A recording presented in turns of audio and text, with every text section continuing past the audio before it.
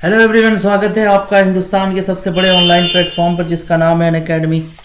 मैं हूं नदीम खान, मैं दिल्ली मुखर्जी नगर के निकट से लाइव हूं और आप देख रहे हैं आप देख रहे हैं मिडावल हिस्ट्री यानी मध्यकालीन भारत का इतिहास। और आज का जो टॉपिक है बच्चों आपके सामने, वो आप समझ गए होंगे। आज शेरशाह सूरी पर हम लोगों की क्लास होनी है।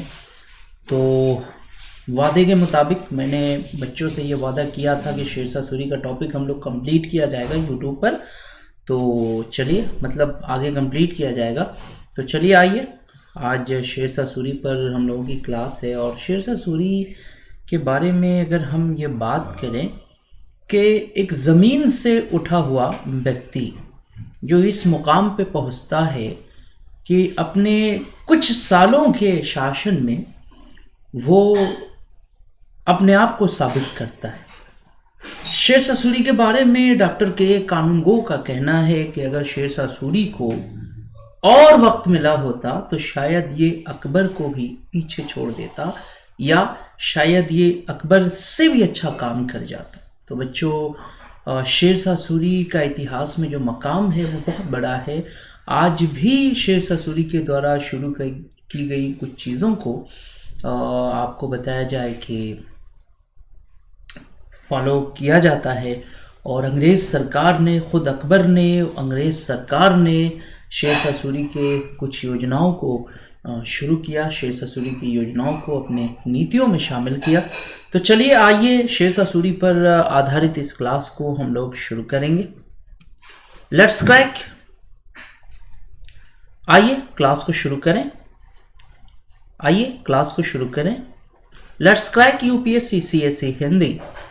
Let's crack it. यहाँ जितने भी बच्चे हैं सबसे मैं गुजारिश करूँगा कि बच्चों आप अनअकैडमी के इस ऐप को ज़रूर डाउनलोड करिए, अनअकैडमी का लर्निंग ऐप। क्योंकि लर्निंग ऐप के बिना आप कुछ भी यूटिलाइजेशन नहीं कर सकते। यहाँ पर सर्च करिए, मेरा profile name Mohammed Nadeem, MOHDNADIM, और ठीक है। और मुझे फॉलो भी कर दीजिए। अगर मुझे आप फॉलो करेंगे तो अनअकैडमी के ऐप पर कभी क्लास मेरी हिस्ट्री की होती है तो आपको इसके बारे में अनअकैडमी के द्वारा मैसेज भेजा जाएगा। यहाँ से आप मेरे बारे में जान सकते हैं। ये हैं टॉप एजुकेटर्स। और यहाँ पर थोड़ा सा मैं आपको अनअकैडमी के प्लान्स के बारे में बताऊं कि जैसे कि आपको पता ही है कि यूट्यूब पर आप जो क्लास करते हैं ये फ्री क्लासेस होती हैं। इसके बाद अनअकैडमी के ऐप पर जाकर आप स्पेशल क्लासेस करते हैं, वो भी फ्री होती हैं। लेकिन अनअकैडमी का अपना एक रिजर्व चैनल है जिस पर अनअकैडमी बच्चों के एडमिशन लेकर क्लासेस प्रोवाइड कराती है। जैसे आपको कंप्लीट क्लास अगर करना है, अगर आपको पूरा सिलेबस कवर करना है, अगर आपको अपने मनचाहे टीचर्स से पढ़ना है, अगर आपको टेस्ट सीरीज करना है, तो आपको अनअकैडमी के प्लेटफॉर्म पर ज़रूर आना चाहिए। अनअकैडमी आपको जो एडमिशन देती है उसमें 1 साल, 2 साल और 3 साल तक का प्लान है। एडमिशन की फ़ीस आप देख सकते हैं, सामने लगी हुई है। हाँ, 10% पैसे आपकी मैं बचा सकता हूँ। अगर ये कोड आप एडमिशन के समय यूज़ करेंगे MNUS, तो 10% आपकी फ़ीस कम हो जाएगी। ये जो चीज़ आप देख रहे हैं अनअकैडमी जो है, अनअकैडमी 2 प्लान के अंतर्गत एडमिशन लेती है। पहला प्लस है जिसके बारे में मैंने आपको बताया। अगर अनअकैडमी का दूसरा जो प्लान है, अनअकैडमी का दूसरा जो प्लान है, इसको हम आइकॉनिक सब्सक्रिप्शन कहते हैं। अनअकैडमी पर सबसे शानदार जो प्रोग्राम है एडमिशन का वो यही है। इसमें अनअकैडमी आपको कोच या गाइड भी प्रोवाइड कराती है। आप देख लीजिए, 1 साल, 2 साल और 3 साल के लिए एडमिशन ले सकते हैं। 10% इसमें भी फीस आपकी मैं बचा सकता हूँ। कोड की जगह आप यूज़ करिए MNUS 10% डिस्काउंट के लिए। और आपको पता ही है बच्चों की संडे टू संडे जो है कम्बैट का आयोजन हो रहा है। तो क्या करना है, अनअकैडमी का लर्निंग ऐप डाउनलोड करेंगे। वहाँ नीचे देखिए कम्बैट लिखा होगा, उस पर क्लिक करिए।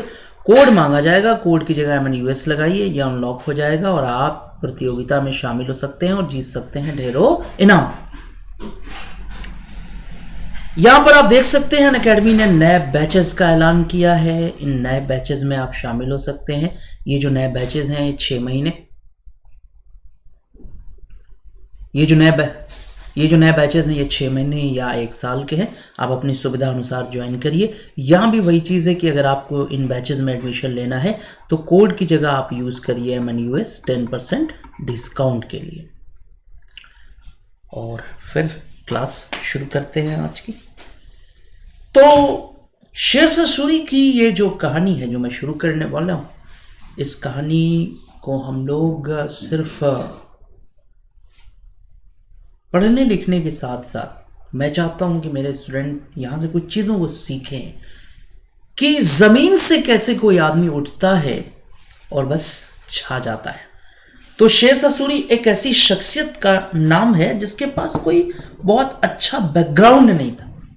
जैसा बैकग्राउंड आप अकबर के साथ देखते हैं, जैसा बैकग्राउंड आप दूसरे बादशाहों के साथ देखते हैं, ऐसा कोई बैकग्राउंड नहीं था। ये एक ऐसा इंसान था जिसकी माँ की हरकतों से तंग आकर, ये एक ऐसा इंसान था जो अपनी माँ की हरकतों से तंग आकर अपना घर छोड़ के चला गया था। सौतेली माँ थी। शेरशाह सूरी ने बहुत फेस किया प्रॉब्लम्स को, तब जाकर ये मकाम वो पाता है। तो आज ये जो क्लास है ये पूरी डिटेल क्लास होनी है हम लोगों की। इस पर हम लोग एक लंबी बात करेंगे, ठीक है। तो चलिए सबसे पहले शेरशाह के बैकग्राउंड से शुरुआत करते हैं। देखिए बच्चों, शेरशाह, हाँ, सबसे पहले देखिए एक चीज यहां पर मैं आपको बताना चाहूंगा, थोड़ा आप लोग ध्यान दीजिए इस चीज पर। सबसे प्राइम चीज आपको बताऊं कि शेरशाह सूरी के बचपन का नाम क्या नाम था? शेरशाह सूरी के बचपन का नाम था फरीद। क्या नाम था बच्चों? फरीद। नोट करेंगे, शेरशाह सूरी के बचपन का नाम फरीद था, ठीक है ना। इसके पिता का नाम हसन सूर। पिता का नाम क्या था? हसन सूर। इसके दादा का नाम इब्राहिम सूर, ठीक है। कहा जाता है कि शेरशाह सूरी के जो दादा थे इब्राहिम सूर, ये घोड़ों के व्यापारी थे। क्या थे बच्चों? ये घोड़ों के व्यापारी थे। अच्छा, शेरशाह सूरी बेसिकली क्या था? अफगान। ये लोग अफगान थे। क्या थे? अफगान। नोट कर लीजिएगा कि शेरशाह सूरी का परिवार अफगान था।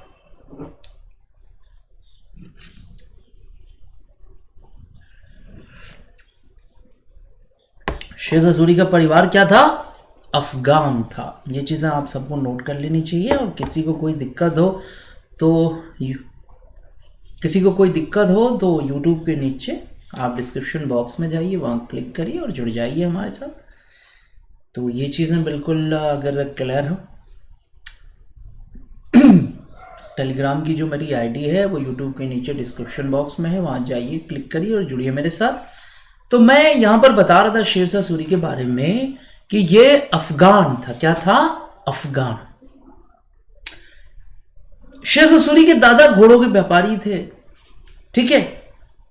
कहा जाता है कि जो भी हो, भारत से इनके ताल्लुकात रहे। और शेरशाह सूरी के जो पिता थे हसन सूर, ये इब्राहिम लोदी के ज़माने में हसन सूर को यह सफलता मिली कि इब्राहिम लोदी ने हसन सूर को एक क्षेत्र दे दिया था, यानी एक जागीर सौंप दी थी। यानी शेरशाह सूरी के जो पिता थे हसन सूर, ये एक छोटी सी जागीर के मालिक थे। क्या थे? एक छोटी सी जागीर के मालिक थे। और जागीर का नाम जानते हैं? अगर मान लीजिए प्रश्न आए कि शेरशाह सूरी के पिता कहाँ की जागीर के मालिक थे, तो जागीर का नाम था सासाराम, बिहार। आपने नाम सुना है कभी? सासाराम का नाम सुना है?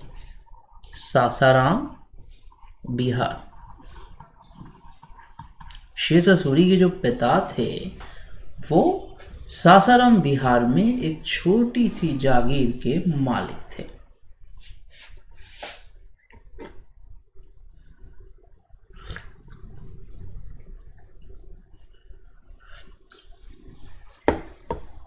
एक छोटी सी जागीर के मालिक है सासाराम, बिहार। कहा जाता है कि शेरशाह सूरी जो है उनकी माता का देहांत हो गया था, ठीक ना।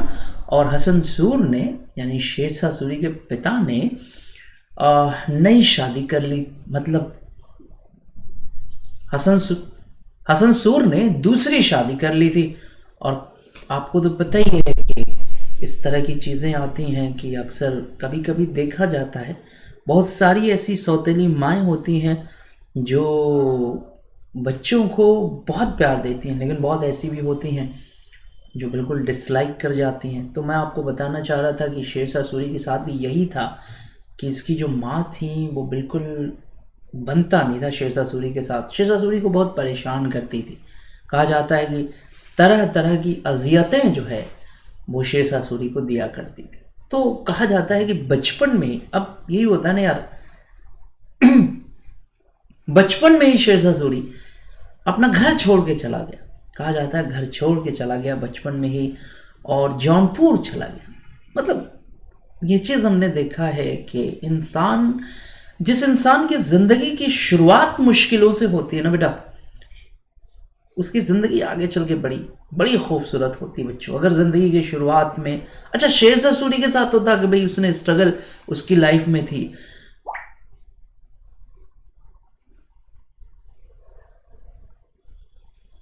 शेरशाह सूरी के साथ जो है ये बात थी कि शेरशाह सूरी ने जिंदगी में बहुत स्ट्रगल किया। एक बचपन में मैं एक कहानी सुनता था। मेरे नाना जी, मेरे स्वर्गीय नाना जी मुझे एक कहानी सुनाया करते थे बचपन में। कहते थे बेटा जिंदगी में कभी निराश नहीं होना चाहिए, कभी हताश नहीं होना चाहिए। वक्त हर इंसान को मौका देता है। तो मैं चाहता हूं कि वो खूबसूरत सी जो लाइन है, जो खूबसूरत सी स्टोरी है, मैं आपको सुनाऊं। ये इंग्लैंड की खूबसूरत सी कहानी है जो थोड़ा सा 2 मिनट आपका फ्रेशमेंट हो जाए। ये जो स्टोरी है इंग्लैंड के एक नौकर की कहानी है, डिक की कहानी। उसका नाम था डिक। कहा जाता है कि इंग्लैंड के एक बहुत अमीर परिवार में एक बच्चा रहा करता था। इंग्लैंड के एक बहुत अमीर परिवार में एक बच्चा रहा करता था। उस परिवार का जो हेड था वो बहुत बड़ा मर्चेंट था। बहुत बड़ा क्या था? मर्चेंट, बहुत बड़ा व्यापारी था। अच्छा, जो घर का मालिक था ना, वो उस नौकर को बहुत प्यार करता था। क्या करता था? जो घर का मालिक था वो उस बच्चे को बहुत प्यार करता था। लेकिन ये था कि वो घर पे बहुत कम रहता था। वो व्यापारी था, आता था फिर चला जाता था। समझ में आ गया? अच्छा, जो उस घर की मालकिन थी वो उस नौकर को बहुत परेशान करती थी। मारना, पीटना, प्रताड़ित करना, बहुत। मतलब ऐसे भी दुनिया में चीज़ें होती हैं बेटा, ऐसी भी चीज़ें होती हैं। मतलब कुछ लोगों को ज़िंदगी में इस तरह की चीज़ें, लेकिन क्या है, हालात सबको मौका देता है। ईश्वर कृपा, ईश्वर कृपा। मैं बता रहा था कि उस नौकर को मालकिन बहुत मारती थी। एक दिन रात में कैसा ना, कपड़े नहीं थे बेचारे के पास, फटे पुराने कपड़े पहन के किचन में सोया करता था। कहां सोता था? किचन में सोया करता। कहा जाता है कि रात में उसे चूहे काटते थे, तो चूहों से बचने के लिए उसने एक बिल्ली पाल रखी थी। तो बिल्ली रात भर जो है चूहों का शिकार करती थी, वो बेचारा चुपचाप सोता था। एक दफा की बात है, उसके मन में आया कि यार अब ऐसी जिंदगी में, अब इस जगह पे मुझे नहीं रहना है। और एक दिन क्या, वो रात में ही घर छोड़ के भाग गया। कहा जाता है कि जिस जगह पे रहता था वो घर जो है और लंदन के बीच बहुत बड़ा जंगल था। लंदन और उस घर के बीच बहुत बड़ा जंगल था। एक दिन रात में भागा, बच्चा था, जंगल में जा रहा है, तो बहुत तेजी से बिजली कड़की आवाज आई। क्यों डिक, कहां जा रहे हो? कहां जा रहे हो? मत जाओ, वापस चले जाओ। आवाज आई, क्या आवाज आई? वापस चले जाओ, जहां से आए हो वहीं चले जाओ। एक दिन तुम्हारा वक्त आएगा और तुम लंदन के मेयर बनाए जाओगे। एक दिन तुम्हारा समय आएगा और तुम लंदन के मेयर बनाए जाओगे। उस बच्चे ने वो आवाज सुनी, डर गया और डर के वापस भाग आया। फिर कुछ समय हुआ, मालकिन ने प्रताड़ित करना जारी रखा, बहुत परेशान किया। फिर एक दिन उसका दिल भर आया और उसने कहा कि नहीं, अब मैं इस घर में एक क्षण के लिए नहीं रुक सकता। फिर वो एक दिन रात को भागता है और फिर वही घटना होती है। आवाज आती है उस भयानक जंगल में।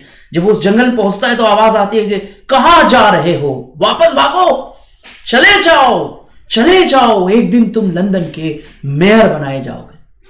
अरे बच्चा था, उसको बात समझ में नहीं आ रही थी कि आखिर क्या मामला है उस भविष्यवाणी के पीछे। कहा जाता है कि 3 बार उसने ट्राई किया, तीसरी बार भी वो भागा, फिर वापस आया। कहा जाता है कि उसका मालिक एक बार आया हुआ था, व्यापारी था, वापस आया हुआ था।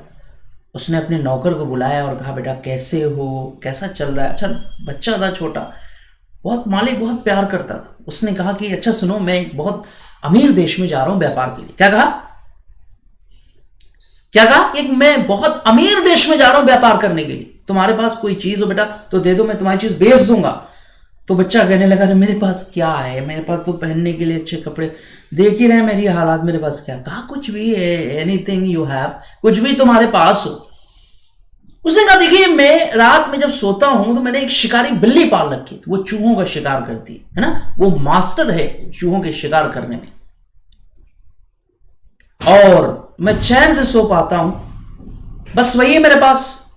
उसने कहा अच्छा लाओ अपनी शिकारी बिल्ली को लाओ। तो शिकारी बिल्ली, वो जो मालिक था, जो मर्चेंट था,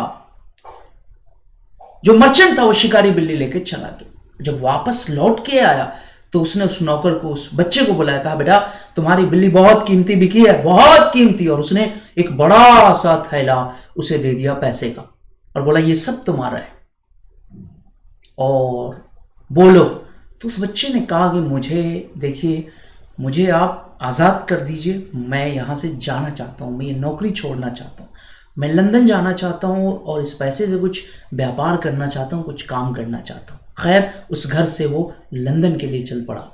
जब लंदन पहुँचा, कहा जाता है कि लंदन में उसने उस पैसे से व्यापार किया और एक ऐसा समय आया जब वो लंदन का मेयर बन गया। तो कहने का मतलब यहाँ पर यह है कि बच्चों, वक्त हर इंसान को मौका देता है, सबको मौका देता है। वक्त ने आपको भी मौका दिया है और इसका भरपूर फायदा उठाइए। तो शेरशाह सूरी जो है वो अपना घर छोड़ के भाग गया अपनी मां के प्रताड़ना के कारण। चलिए देखा जाए आगे क्या हो रहा है। ये चीजें आपने नोट कर लिया कि नहीं नोट किया, बताइए। ये चीजें नोट कर लिया? किसी भी बच्चे को कोई परेशानी तो नहीं है? चलिए, अब शेरशाह सूरी ना घर से भागा तो सीधे ये पहुंचता है जौनपुर। कहां पहुंचता है? जौनपुर। और आपको तो पता ही है कि जौनपुर को उस जमाने में शिराज़े हिंद कहा जाता था। क्या कहा जाता था बच्चों? शिराज़े हिंद। क्या कहा जाता था? शिराज़े भारत का शिराज़े हिंद के नाम से जाना जाता था। कहा जाता है अपने ज़माने में जौनपुर शिक्षा और वैभव का बहुत बड़ा केंद्र था। शेरशाह सूरी ने वहाँ पर अपनी पढ़ाई शुरू की, वहाँ पर उसने अपनी स्टडी शुरू की। कहा जाता है कि वहाँ शेरशाह सूरी ने मदरसा हनफिया में, अगर जौनपुर का कोई बच्चा हो तो उसे पता होगा कि जौनपुर में आज भी कोतवाली में मदरसा हनफिया है, उसी मदरसे में उसने पढ़ाई की। और शेरशाह सूरी ने मौलवी की डिग्री हासिल की। कौन सी डिग्री हासिल की बच्चों? मौलवी। यानी शेरशाह सूरी जो है वो एक आलिम था, एक विद्वान था, इस्लाम धर्म के धार्मिक शिक्षा का विद्वान था। शेरशाह सूरी एक मौलवी था। बात समझ में आ गई? शेरशाह सूरी एक मौलवी था। शेरशाह सूरी एक मौलवी था। इस चीज को नोट करें प्लीज।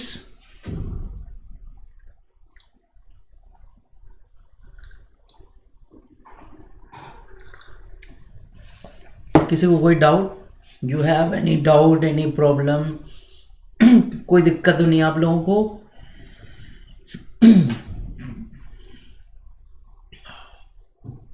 अब देखिए, कहा जाता है कि शेरशाह सूरी ने जौनपुर में पढ़ाई की। वो ज़माना बड़ा गज़ब का था साहब। जौनपुर वो जगह है जहाँ पर बड़े बड़े विद्वान वहाँ पे थे। आपको पता ही होगा कि अलाउद्दीन खिलजी के ज़माने में, अलाउद्दीन खिलजी से संबंधित एक किताब है पद्मावत। आपने नाम सुना है? पद्मावत जो है ये कहाँ पे लिखी गई थी?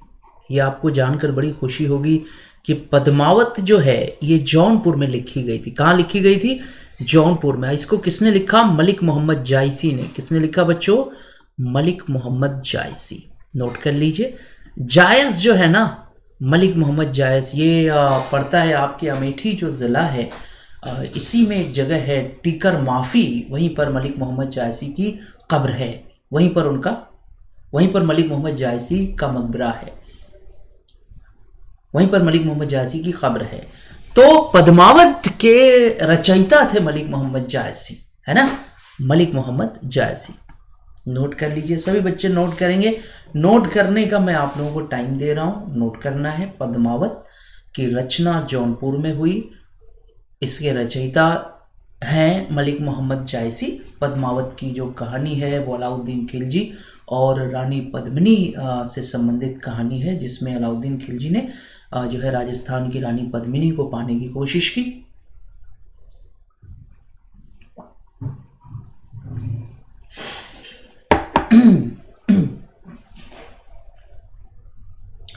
तो आप नोट कर पा रहे हैं, आप लिख पा रहे हैं इस चीज़ों को।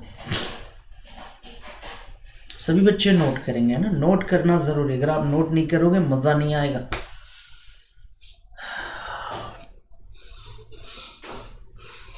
अब चलिए हम लोग आगे बढ़ते हैं। यहाँ पे थोड़ा सा ठीक है। शेरशाह सूरी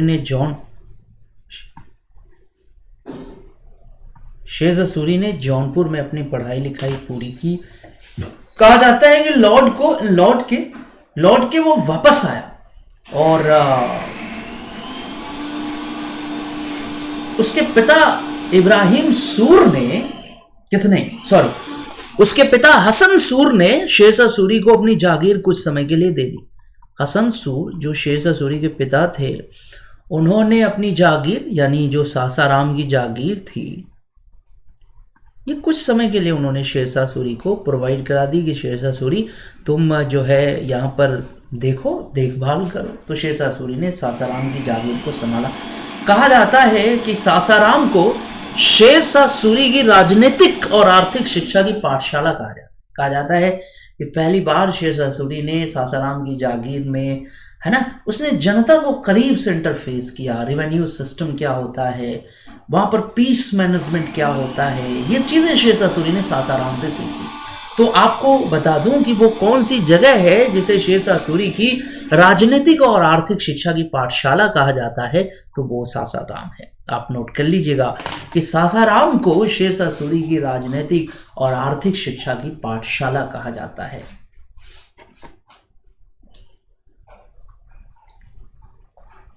सासाराम को शेरशाह सूरी की राजनीतिक और आर्थिक शिक्षा की पाठशाला कहा जाता है। Everybody will note it. This is a very, very important for you and your examination. So please don't avoid any information regarding to the Shersha Suri. And actually this class will help you for the PT and also mains and also the optional history. So please don't avoid any content regarding to this class. This class is very, very important for you.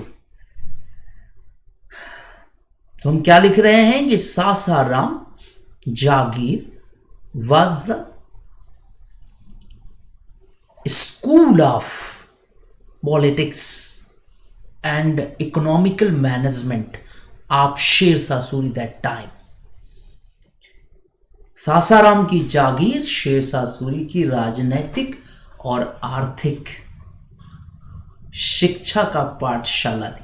यहाँ पर शेरशाह सूरी ने जनता को बहुत करीब से देखा, शेरशाह सूरी ने किसानों को बहुत करीब से देखा। रेवेन्यू कैसा होना चाहिए, what is the perfect revenue system, revenue कैसा होना चाहिए, या अगर एग्रीकल्चर की हेल्प की जाए तो इसका कितना इम्पैक्ट पड़ता है इकोनॉमी पर, ये सारी चीज़ों को उसने बड़ी बारीकी से देखा था अपने पिता की जागीर संभालते हुए। लेकिन फिर वही चीज़ है कि हमें तो अपनों ने लूटा, गैरों में कहाँ दम था, मेरी कश्ती थी डूबी जहाँ पानी भी कम था। यकीन मानिए वो गृह कला वाली बात है ना। ईश्वर न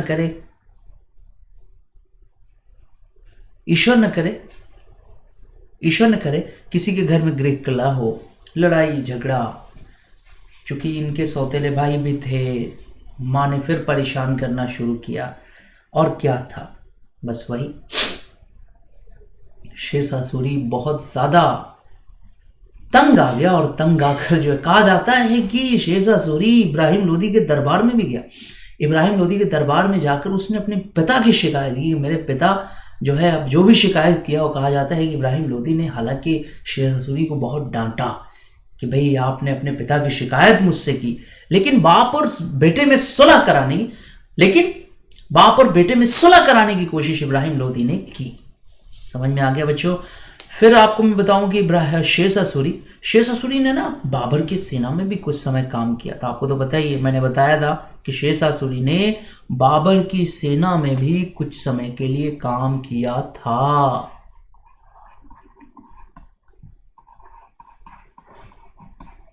शेरशाह सूरी ने बाबर की सेना में भी कुछ समय के लिए काम किया था।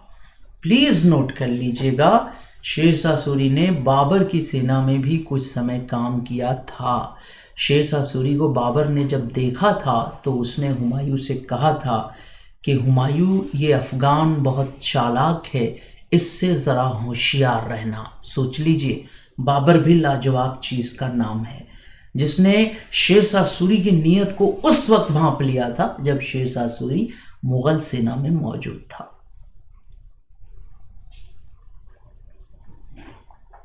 लेकिन हुमायूं उस चीज़ को समझ नहीं पाए, और वही चीज़ है कि आखिर में शेरशाह सूरी ने हिंदुस्तान से बाहर किया हुमायूं को। बच्चों, क्लास आपको कैसा लग रहा है? क्लास में आप कैसा महसूस कर रहे हैं? ये बातें आप मुझे ज़रूर बताइए, कमेंट करिए प्लीज़। और सबसे बड़ी चीज़ है कि देखिए, हर सब्जेक्ट को पढ़ने का एक तरीका होता है। हिस्ट्री को भी पढ़ने का अपना एक तरीका है। History is like a story, और अगर आप हिस्ट्री को इसके एथिक्स से पढ़ेंगे तो ये आपके लिए बहुत बहुत अच्छा लगेगा आपको। तो मैं क्या बता रहा था? मैं ये बता रहा था शेरशाह सूरी के बारे में कि शेरशाह सूरी ने बाबर की सेना में भी कुछ समय काम किया था, और बाबर ने शेरशाह सूरी को उस समय भांप लिया था। उसने हुमायूं से कहा कि इस अफगान से ज़रा होशियार रहना, ये बेहद चालाक है। क्या कहा बाबर ने? कि इस अफगान से होशियार रहना, ये बहुत ही चालाक है। लेकिन हुमायूं नहीं भांप पाया। और बच्चों, एक चीज़ और बता दूं कि जैसे आप सोच रहे होंगे कि सर शेरशाह सूरी, इसके पिछली क्लासेस, तो बच्चों पिछली क्लासेस स्पेशल क्लास है। तो मैंने बताया ना कि स्पेशल क्लास का मामला ये है कि अनअकैडमी का लर्निंग ऐप डाउनलोड करिए, वहाँ पर मेरा नाम सर्च करिए, मोहम्मद नदीम स्पेशल क्लासेस। क्या सर्च करेंगे? Mohammed Nadeem special classes. फिर उसके बाद आप जाइए वहाँ पर, मेरे मेडिवल हिस्ट्री की शुरू से क्लास मैंने वहाँ पर ली हुई हैं, वो क्लासेस आप कंटिन्यू देखिए।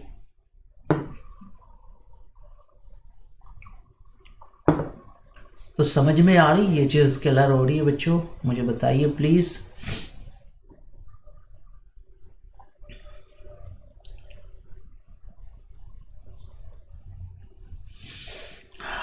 तो फिर क्या हुआ? कहा जाता है कि शेरशाह सूरी खैर किसी तरह से ये बिहार पहुंचा, क्योंकि पिता की जागीर तो मिली नहीं, किसी तरह ये बिहार पहुंचा। और बिहार में कहाँ पहुंच रहा है? बिहार में एक उस जमाने में एक शासक थे, उनका नाम था बहार खान लोहानी। क्या नाम था?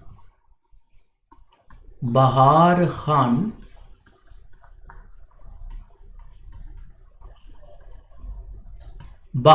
लोहानी, या कहीं कहीं ना बहार खान नूहानी भी मिलता है।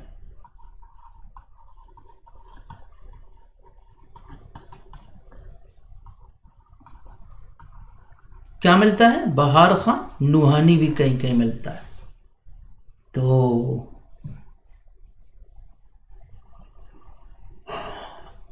शेरशाह सूरी बहार खान लोहानी के दरबार में पहुंचा। ये बिहार में शासन करते थे। कहा जाता है कि शेरशाह सूरी को उन्होंने अपने दरबार में जगह दे दी। उस वक्त शेरशाह सूरी बहुत स्ट्रगल कर रहा था। एक्चुअली में शेरशाह सूरी धार्मिक विद्वान था, इसलिए शेरशाह सूरी को बहार खान लोहानी ने अपने बेटे जलाल खान लोहानी का उस्ताद बना दिया, शिक्षक बना दिया, है ना। बहार खान लोहानी का एक बच्चा था जिसका नाम था जलाल खान लोहानी, और उसने जलाल खां का शेरशाह सूरी को उस्ताद बना दिया। तो शेरशाह सूरी को बहार खान लोहानी के दरबार में जगह मिल गई। अच्छा, एक चीज़ हमने देखा है कि बच्चों हमेशा एक बात याद रखना, आपके अंदर अगर टैलेंट है, if you have a talent for a particular department, for a particular subject, तो अगर आपके अंदर टैलेंट है किसी चीज का, तो ईश्वर के दया से आप अपनी मंजिल तक पहुंच जाएंगे। मैंने देखा है, आप देखिए ना, शेरशाह सूरी लगातार भटक रहा है और भटकते हुए आखिर डेस्टिनेशन तक पहुंचता है। शर्त क्या है कि आपके अंदर टैलेंट होनी चाहिए। ये चीज बेटा ध्यान देना, ईश्वर की दया से आपको आपकी मंजिल जरूर मिलेगी। कौन कहता है कि सुराख आसमां में हो नहीं सकता? कौन कहता है कि सुराख आसमां में हो नहीं सकता? एक पत्थर तो तबीयत से उछालो यारो, एक पत्थर तो तबीयत से उछालो यारो। कहने का मतलब है कि साहिल पे रोज एक घरौंदा बना के देख। साहिल में होता है किनारा, साहिल पे रोज एक घरौंदा बना के देख। अरे लहरें कभी तो हारेंगी तेरे यकीन पर, लहरें कभी तो हारेंगी तेरे यकीन पर। जब से चला हूं मैं मेरी मंजिल पे नजर है, जब से चला हूं मैं मेरी मंजिल पे नजर है। मैंने कभी भी मील का पत्थर नहीं देखा। जब से चला हूं मैं, जब से चला हूं मैं मेरी मंजिल पे नजर है। मैंने कभी भी मील का पत्थर नहीं देखा। ये फूल मुझे जो मिले हैं विरासत नहीं मेरे, ये फूल मुझे जो मिले हैं विरासत नहीं मेरे। अरे तूने मेरा कांटों भरा बिस्तर नहीं देखा, अरे तूने मेरा कांटों भरा बिस्तर नहीं देखा।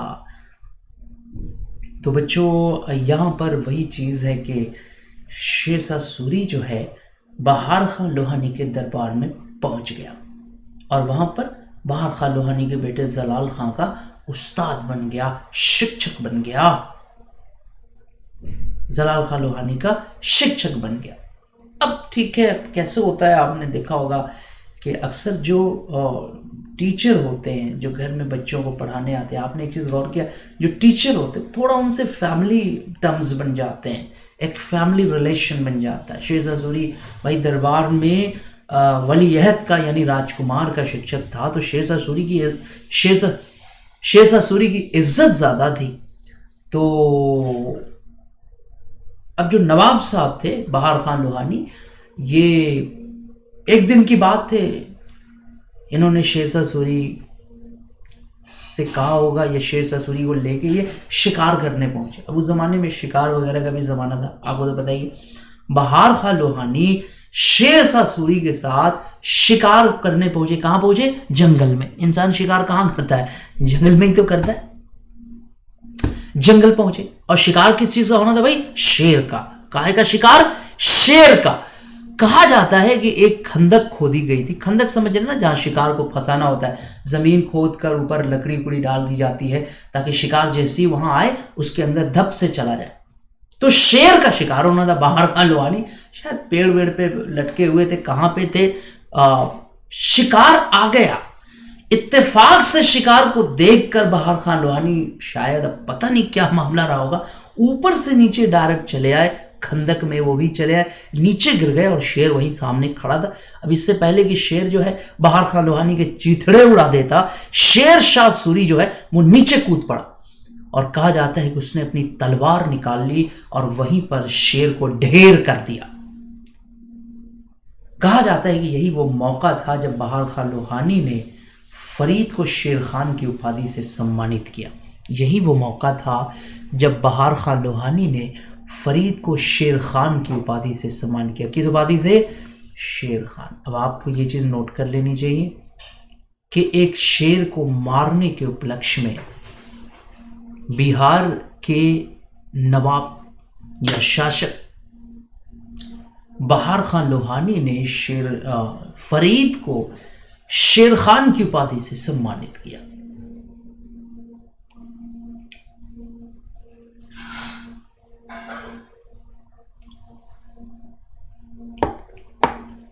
तो it's your responsibility, you should note it.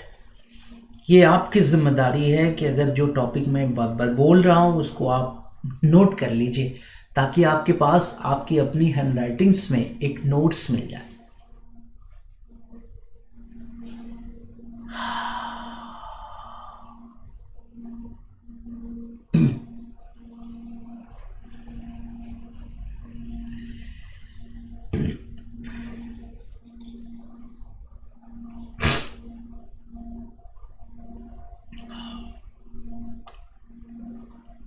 ठीक है, ये चीज नोट कर लिया कि एक शेर को मारने के उपलक्ष्य में बिहार के शासक बहार खान लोहानी ने फरीद को शेर खान की उपाधि से सम्मानित किया। बिहार के एक शेर को मारने के उपलक्ष्य में बिहार के शासक बहार खान लोहानी ने फरीद को शेर खान की उपाधि से सम्मानित किया। यहां तक हो गया। अच्छा, कहा जाता है कि बहार खान लोहानी की मौत हो गई, यानी बहार खान लोहानी मर गए। अब ये था कि शेरशाह सूरी की भूमिका बड़ी बढ़ गई। भाई जाहिर सी बात है, ये राजकुमार का शिक्षक था, तो इसकी भूमिका क्या हो गई, बहुत बड़ी हो गई। एक तरह से ये संरक्षक बन गया था राजकुमार का। अच्छा, राजकुमार कौन था? जलाल खान। क्या नाम था उसका? राजकुमार का जलाल खान। अब शेरशाह सूरी की यहां बड़ी भूमिका हो गई। अच्छा, जलाल खान की जो मां थी मलिकाए दूदू, क्या नाम था? मलिकाए दूदू, जलाल खान की मां।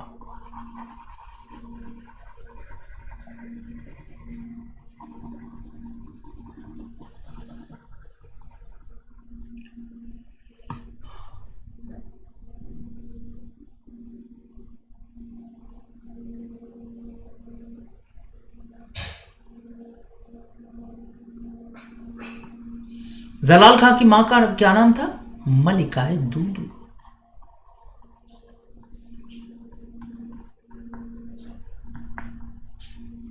मलिकाए दूदू, ये जलाल खान की मां का नाम था। अच्छा, मलिकाए दूदू को ऐसा लगने लगा कि कहीं शेरशाह सूरी जो है जलाल खान की हत्या न कर दे। जब ऐसा मलिकाए दूदू को लगा होगा तो मलिकाए दूदू जो है बड़ा डरने लगे अंदर से। और एक दिन क्या हुआ, मलिकाए दूदू ने अचानक जलाल खान को अपने साथ लेकर ये भाग गई। कहां? ये चली गई बंगाल। बंगाल में उस वक्त जो है हुसैन शाह का शासन था। हुसैन शाह, वो बंगाल इसलिए चली गई कि हुसैन शाह की सहायता से शेरशाह सूरी को पराजित कर सके, क्योंकि उसे लग रहा होगा ये एक पॉइंट बन सकता है। भाई शेरशाह सूरी था बड़ा महत्वाकांक्षी इंसान, और जाहिर सी बात है कि उसको वो मिल गया था जिसे उसकी जरूरत थी। मैंने एक चीज देखा है बच्चों को, जो काबिल लोग होते हैं, जो वाकई में जो चीज उनके अंदर वाकई में वो चीज अगर होता है तो वो बस उनके लिए एक हिंट काफी होता है। यहाँ पर मैंने देखा है कि जैसे आप यूपीएससी सीएससी की तैयारी कर रहे हो, अगर आपके अंदर वो चीज़ है ना बेटा, अगर आपके अंदर वो चीज़ मौजूद है, वो स्किल मौजूद है, तो ईश्वर की दया से आप अपनी मंजिल तक पहुंच जाएंगे। यकीन मानिए, आप परेशान मत होइए। आपके पास पैसा जो है, ठीक है, पैसा मायने रखता है, सपोर्ट मायने रखता है, लेकिन ये भी नहीं होना चाहिए कि भाई, क्योंकि सबसे बड़ी चीज़ है चाह। जिसके अंदर चाह होती है, ईश्वर उसकी मदद करता है। तो यहां पर सबसे जरूरी चीज क्या है कि आपके अंदर चाह होनी चाहिए अपने लक्ष्य के प्रति। एक होता है ना कि चाहत जो होती है इंसान को बेचैन कर देती है, दीवाना कर देती है, उसके अंदर एक कशिश पैदा कर देती है। ये चीज मैंने आप लोगों को बार बार बताया कि सबसे जरूरी चीज होती है चाहत, सबसे जरूरी चीज होती है किसी चीज को पाने की चाहत। ये बहुत मायने रखता है। अगर वो चाहत नहीं है तो फिर आपके लिए परेशानी। तो क्या मैं कह रहा था कि शेरशाह सूरी के लिए बड़ा मौका था कि वहां का उत्तराधिकारी चला गया, पूरा राज्य खाली हो गया, शेरशाह सूरी ने पूरा सिस्टम अपने हाथों में ले लिया। यही मौका था, उसने पूरा का पूरा सिस्टम बच्चों अपने हाथों में ले लिया। 1540 ईस्वी की ये बात है। कब की बात है? 1540 ईस्वी की बात है कि शेरशाह सूरी ने पूरा का पूरा सिस्टम, हालांकि इसके पहले ही से सिस्टम उसने अपने हाथों में ले लिया था। 1540 में तो वो सुल्तान बन गया। वो क्या बन गया? सुल्तान बन गया। तो ये देखा आप लोगों ने कि इस तरह से जो है शेरशाह सूरी ने बिहार की सत्ता को अपने हाथों में ले लिया। हालांकि बिहार की सत्ता इतनी बड़ी नहीं थी कि शेरशाह सूरी जो है, लेकिन मैंने क्या कहा कि आपके अंदर स्किल है, आपके अंदर हुनर है, तो एक छोटा सा सहारा आपके लिए काफी होता है। अगर आपके अंदर वो चाहत मौजूद है, एक छोटा सा सहारा आपके लिए काफी होता है, आप अपनी मंजिल तक पहुंच जाते। लेकिन जिसके अंदर वो चीज नहीं है, वो हुनर नहीं है बच्चों ना, कि होता क्या, मैं आपको बताऊं, होता ये है कि बहुत से बच्चे ऐसे होते हैं जिनके अंदर वाकई में ये चीज होती है कि वो यूपीएससी के लिए बने होते हैं, उनके अंदर यूपीएससी की स्किल होती है। होता है क्या, वो अपने घर से निकलते हैं तो बिल्कुल कहा जाता है कि वो धीरे धीरे धीरे करके अपनी मंजिल तक पहुंच जाते हैं, पहुंच जाएंगे अपनी मंजिल तक लुढ़कते लुढ़कते ही सही, पहुंच जाएंगे अपनी मंजिल तक लुढ़कते लुढ़कते ही सही। परेशान तो वो लोग हैं जो घर से निकलते ही नहीं, परेशान तो वो लोग हैं जो घर से निकलते ही नहीं, परेशान तो वो लोग हैं जो घर से निकलते ही नहीं। पहुंच जाएंगे हम अपनी मंजिल पर, पहुंच जाएंगे हम अपनी मंजिल तक लुढ़कते लुढ़कते ही सही। परेशान तो वो लोग हैं जो घर से निकलते ही नहीं। तो बच्चों, यहाँ पर जो चीज़ मैं आपको बता रहा हूँ कि शेरशाह सूरी ने अपने हाथों में बिहार की सत्ता ले ली। हालांकि बिहार की सत्ता इतनी बड़ी नहीं थी, उसके जैसे हिंदुस्तान में बहुत से लोग रहे होंगे, बहुत से राजा रहे होंगे, लेकिन मैंने एक बात की ना, मैंने स्किल की बात की। उसके अंदर सबसे बड़ी चीज़ ना कि उसके अंदर कुछ करने का जज्बा। क्योंकि मैंने देखा है कि जिस आदमी के अंदर ना वो चीजें होती, वो तड़पने लगता है, उसके अंदर बेचैनी होती है, एक तड़पन होती है, एक ये दलील है इस चीज की कि आपके अंदर वो चीज मौजूद है, तो तड़पता। कहने का मतलब ये है कि शेरशाह सूरी ने अपने हाथों में पूरा सिस्टम ले लिया। अब क्या हुआ, क्योंकि सबसे बड़ी चीज ये है कि शेरशाह सूरी मुगलों को पसंद नहीं करता था। ही डिसलाइक टू द मुगल्स, वो मुगलों को पसंद नहीं करता था। उसने सौगंध खाई थी कि जब तक कि मैं मुगलों को हिंदुस्तान की सरजमीन से बाहर नहीं कर देता, मैं चैन की सांस नहीं लूंगा। इसका मतलब यह है कि शुरू से ही उसके अंदर यह चीज रही होगी कि वो मुगलों को लाइक नहीं करता था। तो आप इस चीज को नोट करेंगे कि शेरशाह सूरी मुगलों को पसंद नहीं करता था, या मुगल सत्ता को पसंद नहीं करता था। उसने सौगंध खाई थी कि जब तक कि मैं मुगलों को बाहर नहीं निकाल देता, तब तक मैं चैन की सांस नहीं लूंगा। नोट कर लीजिएगा कि शेरशाह सूरी ने ये सौगंध खाई थी कि जब तक कि वो मुगलों को भारत की सरजमीन से बाहर नहीं निकाल देता, वो चैन की सांस नहीं लेगा, वो चैन की सांस नहीं लेगा। तो ये चीज़ बिल्कुल समझ में आ रही है, बताइए ना, समझ में आ रही है? किसी तरह की कोई प्रॉब्लम, कोई दिक्कत तो नहीं है? देखिए, एक तो है भाई, एक मजबूरी है कि अभी हम लोग लाइव नहीं हो पा रहे हैं, कुछ कारण है, लेकिन हो सकता है कि बहुत जल्द जो है, बहुत जल्द ईश्वर की दया से हम लोग लाइव होंगे, बहुत जल्द ईश्वर की दया से हम लोग लाइव होंगे। तो बच्चों, ये चीज़ है कि अगर आपको लगता है कि नहीं सर से हम ये कुछ पूछना चाहिए या कोई बात है, तो आप अनअकैडमी, तो आप यूट्यूब पे नीचे जाएंगे, डिस्क्रिप्शन बॉक्स में मेरे टेलीग्राम आईडी पे क्लिक करेंगे और जुड़िए मेरे टेलीग्राम चैनल से, जुड़िए मेरे टेलीग्राम से। तो ये चीज हो गया। तो किसने सौगंध खाई थी कि जब तक मैं मुगलों को भारत की सरजमीन से बाहर नहीं निकाल देता, मैं चैन की सांस नहीं लूंगा? तो बच्चों, ये शेरशाह सूरी था। कौन था? शेरशाह सूरी था।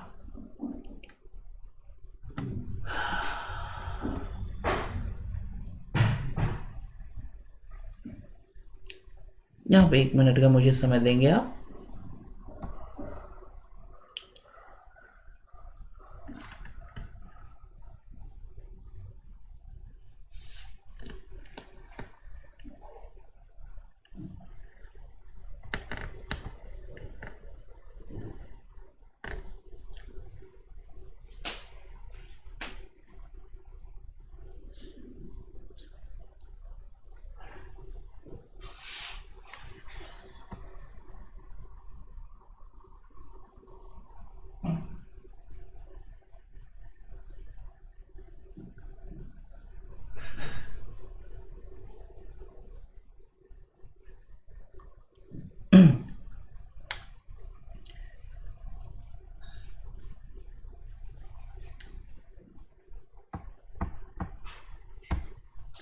तो बच्चों, ये क्लास चूंकि लंबी होनी है इसलिए हम आप लोगों से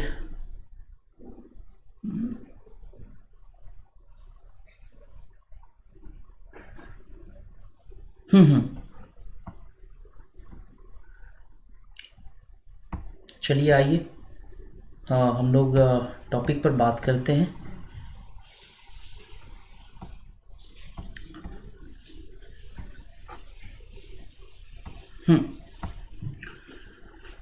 तो शेरशाह सूरी ने सौगंध खाई थी कि जब तक मैं मुगलों को हिंदुस्तान की सरजमीन से बाहर नहीं निकाल देता मैं चैन की सांस नहीं लूंगा। ये चीज़ हो गया। तो बच्चों देखो, यहाँ पर ये है कि अब चूंकि हिंदुस्तान में उस समय मुग़ल शासन चल ही रहा था, आपको तो पता ही है। शेरशाह सूरी ने मुग़लों को निकालने के लिए तमाम तरह की पूरी कसरत पूरी कर ली थी। कहा जाता है कि हुमायूं जो था उस वक्त भारत में मुग़ल शहनशाह था, और जाहिर सी बात है कि हुमायूं के अंदर जो है ना बच्चों, वो स्किल ही नहीं थी कि वो शेरशाह सूरी जैसे आदमी की चालाकियों को समझ सकता था। शेरशाह सूरी जैसे आदमी की जो बारीकियां थी, जो राजनीतिक बारीकियां थी वो समझ सके। तो हुमायूं के अंदर वो स्किल नहीं थी कि वो शेरशाह सूरी की चालाकियों को समझ सके। कहा जाता है कि शेरशाह सूरी ने धीरे धीरे हुमायूं के चारों तरफ जाल बिछाना शुरू किया। सबसे बड़ी चीज़ आपको मैं बताऊं कि शेरशाह सूरी ने ना अफगानों को अपनी तरफ मिला लिया था। क्या किया था शेरशाह सूरी ने? अफगान, जो उस जमाने में अफगान थे ना, शेरशाह सूरी ने उन्हें अपनी तरफ मिलाना शुरू कर दिया, उन्हें अपने करीब लाना शुरू कर दिया।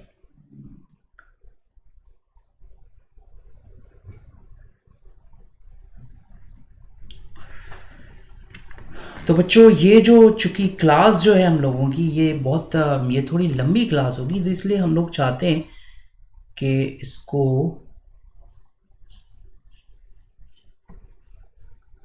टू पार्ट्स में कंप्लीट करें। तो बच्चों, यहाँ पर ये चीज़ कहूँगा कि थोड़ा सा एक चीज़ आप लोगों से कहनी है कि आप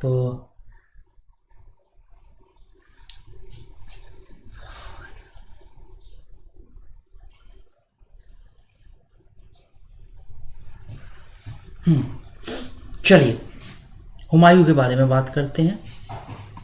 मैं ये चीज़ कह रहा था कि हुमायूं के बारे में कि उस वक्त हुमायूं का जो है शासन था। अच्छा, हुमायूं जो था ना उसके अंदर वो चीज़ें नहीं थी। आप अंदाज़ा लगाइए कि बाबर ने अपनी ज़िंदगी में ये बात बोली थी, बाबर ने अपनी लाइफ में ये बात बोली थी हुमायूं से कि हुमायूं इस अफ़गान से होशियार रहना, ये बहुत ही चालाक है। लेकिन हुमायूं जो है इस चीज़ को समझ नहीं पाया। तो बहरकैफ एक मिनट का मुझे टाइम देंगे यार।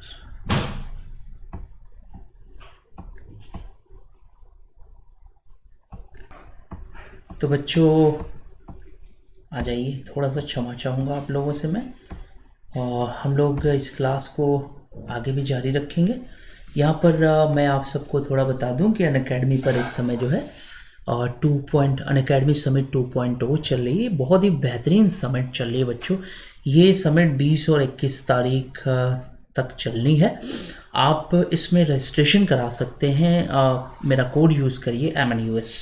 आपको मैं बता दूं कि इसमें हिंदुस्तान की बड़ी बेहतरीन हस्तियां शामिल हो रही हैं, जैसे कैलाश सत्यार्थी जो कि है नोबेल प्राइज़ विनर है, mister Deepak Gupta former chairman UPSC, Jayesh Ranjan principal secretary INC NIT Telangana government, Durga Shakti Nagpal deputy secretary जो एक IAS अधिकारी हैं, डॉक्टर अजीत रानडे और फ्रैंक रोशन परेरा और प्रवीण कासवान। बच्चों, आप इसमें ज़रूर शामिल होइए और ये देख लीजिए, ये अनअकैडमी के टॉप एजुकेटर्स हैं जो आपको इस समिट में बताएंगे, आपको काफ़ी अपनी तरफ से हेल्प करेंगे। तो ज़रूर आप इसमें शामिल होइए। यह समिट आपके लिए बहुत ही ज़रूरी है और इससे आप काफ़ी लाभ पा सकते हैं। ठीक है, तो आप ज़रूर रजिस्टर कर लीजिए और कोड की जगह यूज़ करिए MNUS। और बच्चों, आपको ये क्लास कैसी लगी, आप अपने जो कमेंट्स हैं वो मुझे ज़रूर बताइए। साथ में इस क्लास को लाइक कर दीजिए और शेयर भी ज़रूर कर दीजिए बच्चों। अगर आपको लगता है कि क्लास शेयर करनी चाहिए तो ज़रूर शेयर करिए। और हाँ, अनअकैडमी पर अगर आप एडमिशन लेने जा रहे हैं तो आप कोड की जगह यूज़ करिए MNUS 10% डिस्काउंट के लिए। और चैनल को सब्सक्राइब ज़रूर करिए ताकि आने वाली क्लास की नोटिफिकेशन आपको मिल सके। बेल आइकन्स का बटन दबाइए ताकि आने वाली क्लास की नोटिफिकेशन आपको मिल सके।